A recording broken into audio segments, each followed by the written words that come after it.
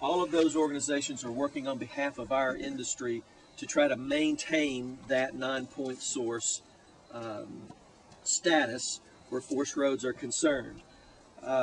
In the state of Arkansas, we have worked with our Attorney General, Dustin McDaniel, who has taken a leadership role by filing an amicus brief with the Supreme Court.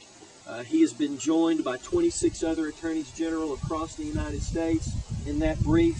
The Arkansas Forestry Association is on one of 3 briefs that have been crafted by the industry out there. NAFO has also provided a brief.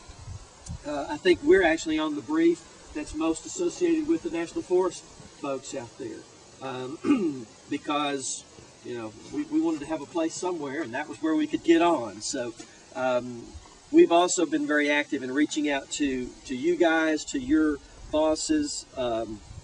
Certainly Senator Bozeman has been supportive.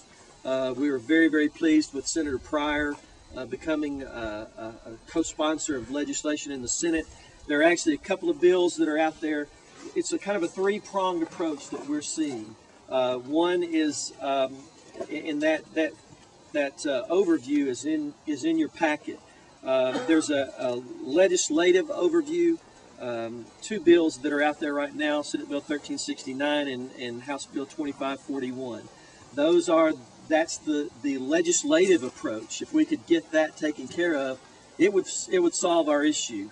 It would maintain that 9-point source for forest roads. So there's that issue that we hope that you will continue to be supportive of us on. It's critical for us to make some progress there. There's the litigatory approach that we've talked about through the Supreme Court. It's still iffy whether the Supreme Court will take that case up or not.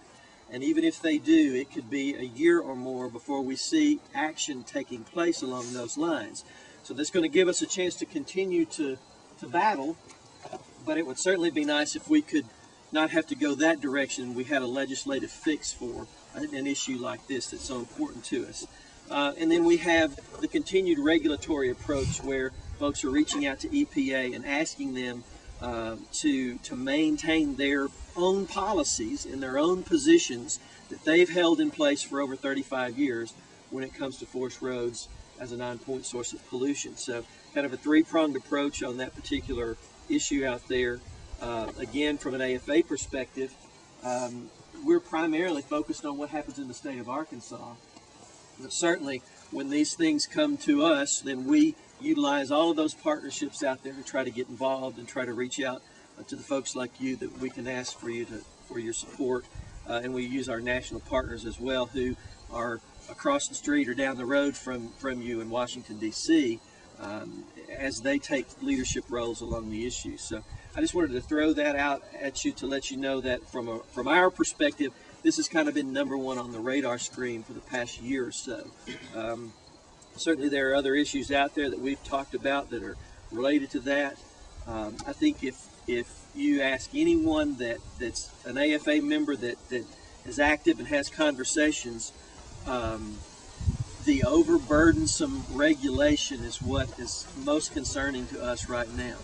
Every time you turn around, we have a new regulation to adapt to on an industry that has a proven track record of outstanding performance when it comes to finding a balance between protecting the environment, enhancing the environment, and creating jobs and opportunities for the folks like you saw yesterday on our tour.